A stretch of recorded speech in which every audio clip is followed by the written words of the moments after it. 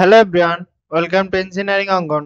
এটা হচ্ছে আমাদের ডাটাবেস ম্যানেজমেন্টের সিস্টেমের 22 নাম্বার ভিডিও।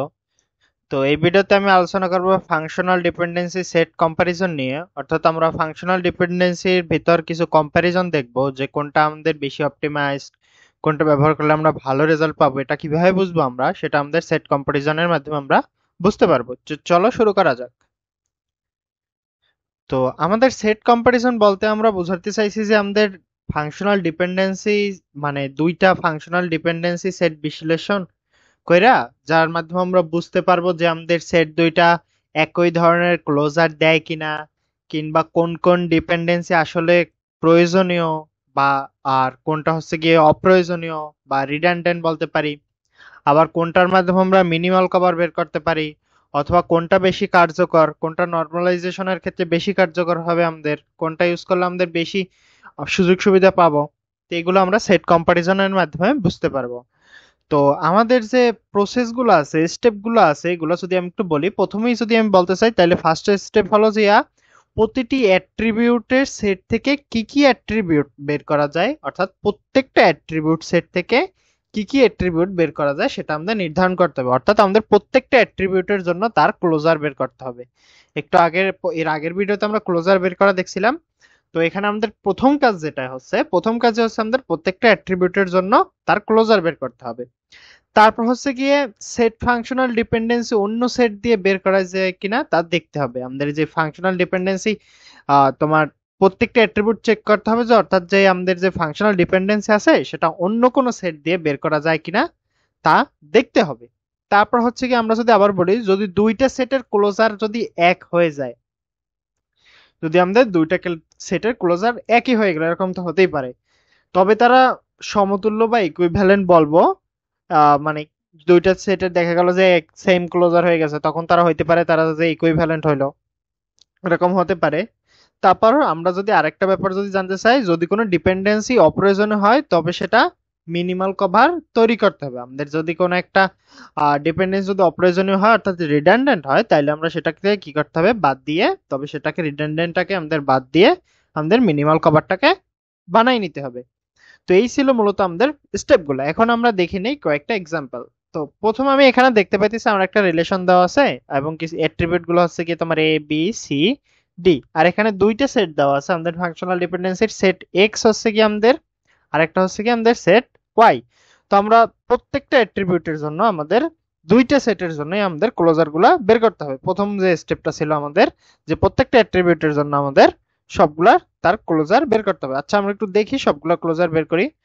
সেট এক্স এর দিকে যদি আমরা তাকাই, তাহলে তার ফাংশনাল ডিপেন্ডেন্সি গুলো হচ্ছে এ থেকে বি পাইতেছি, আমি বি থেকে সি পাইতেছি, এবং সি থেকে ডি পাইতেছি।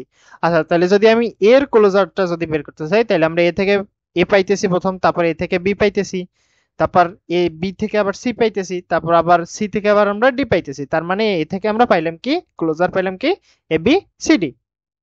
এবার যদি বি এর ক্লোজারটা দেখি, আমরা বি থেকে প্রথমেই কোনটা পাই, বি থেকে আমরা প্রথমেই বি পাই, তারপর আমরা কি পাই, বি থেকে আমরা সি পাই, বি থেকে আমরা সি পাইলাম, তারপর আবার সি থেকে আমরা কি পাইতেছি, ডি পাইতেছি। তার মানে আমাদের হয়ে গেল ক্লোজার বিসি ডি। এবার আমরা সি এর ক্লোজার যদি বের করতে চাই, সি থেকে তো মাস্ট বি, প্রথমে আমরা জানি যে যেটার যে অ্যাট্রিবিউটের ক্লোজার বের করব, ক্লোজারে তার ওই অ্যাট্রিবিউটটা আগে আসবে, অর্থাৎ আমরা সি এর ক্লোজার বের করতে গেলে সি আগেই আসবে, এবং তারপর আমরা আরেকটা ফাংশনাল ডিপেন্ডেন্সি থেকে ডি পাইতেছি, অর্থাৎ সি ডি। এরপর যদি আমরা ডি এর ক্লোজার বের করতে চাই, তাহলে ডি থেকে আমরা শুধু ডি পাইতেছি, অন্য কোনো আমরা অ্যাট্রিবিউট পাইতেছি না। তো এই ছিল মূলত আমাদের এক্স এর ক্লোজার। এবার যদি আমরা ওয়াই এর ক্লোজার গুলো বের করি, আমাদের ওয়াই এর যে ডিপেন্ডেন্সি গুলো দেওয়া আছে সেট ওয়াই এর, এ থেকে আমরা বিসি পাই এবং সি থেকে ডি পাই। তাহলে আমরা এর ক্লোজার কি পাইলাম, আমরা এ থেকে পাইছি আমরা বিসি, তাহলে একবার লিখে ফেলবো আমরা, তাহলে হয়ে গেল এবিসি। আবার সি থেকে আমরা পাইতেছি ডি, তাহলে আমাদের হয়ে গেল এবিসিডি ক্লোজার।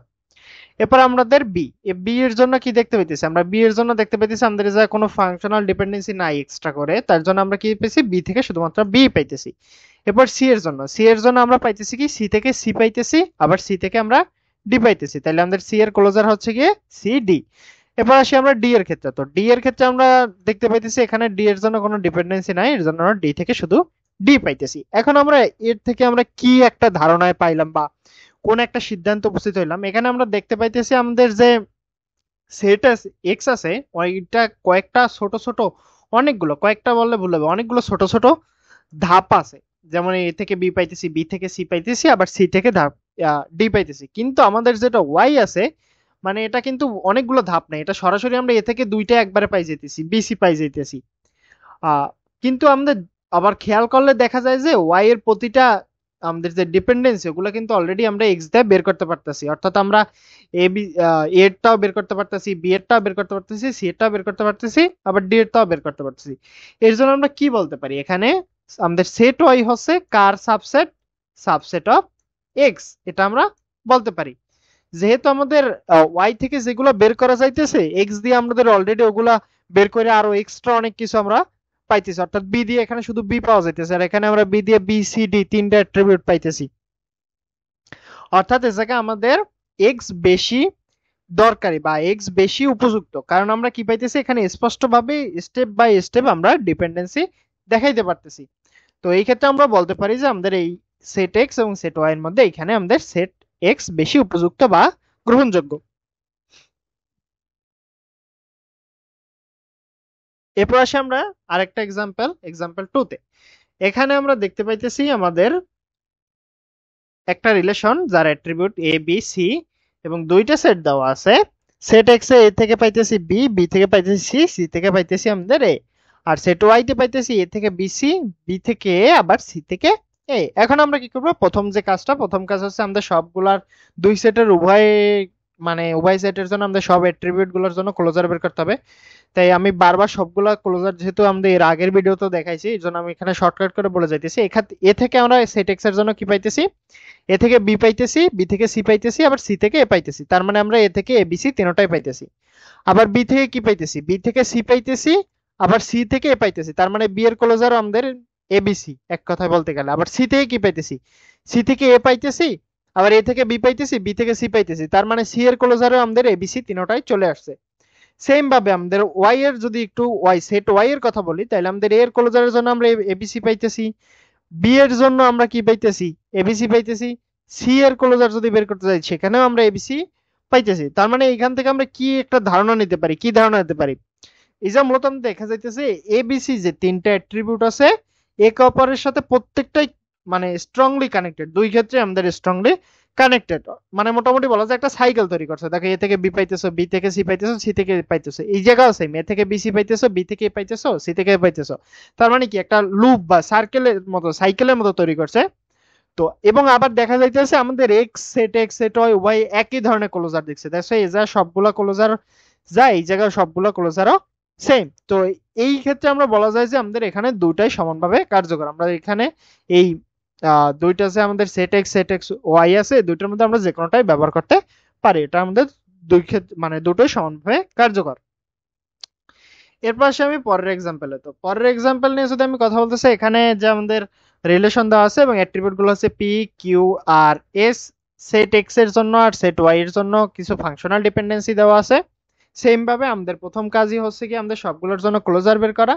পি থেকে কি পাইতেছি আমরা সেট এক্স এর জন্য, পি থেকে কিউ পাইতেছি, কিউ থেকে আর, আর থেকে এস, অর্থাৎ পি এর জন্য আমরা পি কিউ আর এস পাইতেছি ক্লোজার। এবার কিউ এর জন্য দেখা যাক, কিউ থেকে পাইতেছি কি আমরা, কিউ থেকে আর পাইতেছি আর আর থেকে এস পাইতেছি, তার মানে কিউর ক্লোজার হচ্ছে কিউ আর এস। এরপর আবার আর এর জন্য, আর থেকে আমরা শুধুমাত্র এস পাইতেছি, তার মানে আমাদের আর এর ক্লোজার আর এস। এবং এস থেকে আমরা কি কিছু পাইতেছি না, এস থেকে কিছু পাইতেছি না, এর জন্য আমাদের এস এর ক্লোজার শুধু এস। পরে আবার সেট ওয়াই এর জন্য একটু দেখি, পি থেকে আমরা কি পাইতেছি, কিউ আর পাইতেছি, আবার আর থেকে এস, তার মানে পি এর ক্লোজার হচ্ছে P Q R S. Q থেকে আমরা না, কিউ থেকে আমরা কিছুই পাইতেছি না, তাই জন্য কিউ এর ক্লোজার কিউ। এরপর আসে আমাদের আর, আর থেকে আমরা আবার এস পাইতেছি, তার মানে আর এর ক্লোজার আর এস। এবার আমরা দেখি এস এর জন্য, এস এর জন্য আমরা কিছুই পাইতেছি না, তার মানে এস এর ক্লোজার হচ্ছে আমাদের এস। তো এই ক্ষেত্রে আমরা কি দেখতে পাচ্ছি, এখানে কি দেখতে পাচ্ছি, সেট এক্স যেটা আছে সেটা আমাদের ধাপে ধাপে ডিপেন্ডেন্সি তৈরি হইতেছে। যেমন আমরা পি থেকে কিউ পাইতেছি প্রথম, কিউ থেকে আর পাইতেছি, তারপর আমরা আর থেকে এস পাইতেছি। কিন্তু আমাদের সেট যে ওয়াই আছে এটা অনেকটা শর্টকাট আছে, যে পি থেকে আমরা কিউ আর পাইতেছি, তারপর আর থেকে আমরা এস পাইতেছি। তবে দুইটাই আমাদের একই ধরনের ফলাফল মোটামুটি দিতেছে কাইন্ড অফ, কিন্তু ব্যাপারটা দেখা গেল যে আমাদের ওয়াই তে কিন্তু আমাদের ডিপেন্ডেন্সি কম লাগতেছে। তো এই ক্ষেত্রে আমরা বলতে পারি ওয়াই আমাদের মিনিমাল কভার। এর জন্য আমাদের যে সেট ওয়াই আছে সেটা আমাদের হচ্ছে গিয়ে তোমার ডিজাইনের জন্য, স্কিমা ডিজাইনের জন্য বেশি কার্যকর মনে হবে, কারণ হচ্ছে গিয়ে এটার যে মিনিমাল কভার, অর্থাৎ একটা কম সংখ্যক ডিপেন্ডেন্সি ব্যবহার করে আমরা সেট কাজটা করতে পারতেছি। এই জন্য আমরা এখানে বলতে পারি আমাদের বেশি কার্যকর হচ্ছে সেট ওয়াই। তো এরপর আসি আমি আরেকটা এক্সাম্পল, এখানে আরেকটা এক্সাম্পল রিলেশন দেওয়া আছে, অ্যাট্রিবিউট গুলো হচ্ছে এল এম এন। তো আমাদের সেট এক্স আছে, এল থেকে এম পাইতেছি, এম থেকে এন পাইতেছি, আর সেট ওয়াইতে একসাথে এল থেকে এম এন পাইতেছি। এখন আমরা সবগুলোর ক্লোজার বের করব। এল এর জন্য সেট এক্স এ এল থেকে এম, আবার এম থেকে এন, তার মানে এল এম এন হচ্ছে এল এর ক্লোজার। এম এর জন্য এম থেকে এন পাইতেছি, তার মানে এম এর ক্লোজার হচ্ছে এম এন। এন থেকে কিছুই পাইতেছি না, তার মানে এন এর ক্লোজার শুধু এন। এরপর আসি আমরা সেট ওয়াই এর ক্ষেত্রে, এল থেকে আমরা এম এন পাইতেছি, তার মানে এল এম এন চলে আসছে অলরেডি। এখানে আমাদের এম থেকে কি পাইতেছি, শুধুমাত্র এম পাইতেছি, যেহেতু আর কোনো আমাদের এখানে ডিপেন্ডেন্সি নাই। এরপর আমরা এন থেকে আমরা শুধুমাত্র এনই পাইতেছি, আমাদের অন্য কোনো ডিপেন্ডেন্সিও এখানে নেই।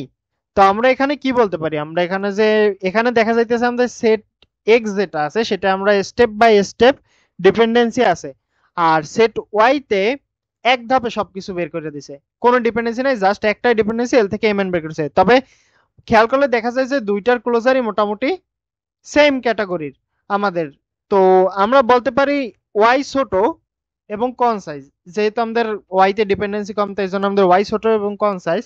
তবে স্পষ্টভাবে আমরা যদি সম্পর্ক বুঝতে চাই যে কোনটার সাথে কোনটা কানেক্টেড, তো সেই ক্ষেত্রে আবার আমাদের সেট এক্স বেশি কার্যকর, কারণ এটা ভেঙে ভেঙে সবগুলো বলা আছে। তো এইটা মূলত আমাদের কোনটা কার্যকর আমরা সরাসরি মানে বলা যাবে না, এটা নির্ভর করবে নর্মালাইজেশনের রিকোয়ারমেন্টের উপর।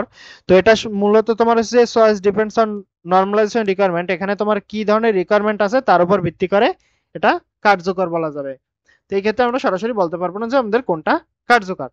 তো এই ছিল মূলত আমাদের চারটা উদাহরণ। আমরা চারটা উদাহরণের ডিফারেন্ট টাইপের উদাহরণ দিয়ে বিভিন্নটা বিভিন্নভাবে বোঝানোর ট্রাই করছি যে কোন সময় কোন ক্ষেত্রে কোনটা ব্যবহৃত হতে পারে। তো এই ছিল মূলত আজকে আমাদের ভিডিও। আমাদের ভিডিওগুলো ভালো লাগলে আমাদের চ্যানেলটিকে সাবস্ক্রাইব করে আমাদের সাথেই থাকবেন। পরবর্তী ভিডিও দেখার জন্য অনুরোধ জানাচ্ছি। দেখা হবে পরবর্তী কোনো ভিডিওতে। ধন্যবাদ।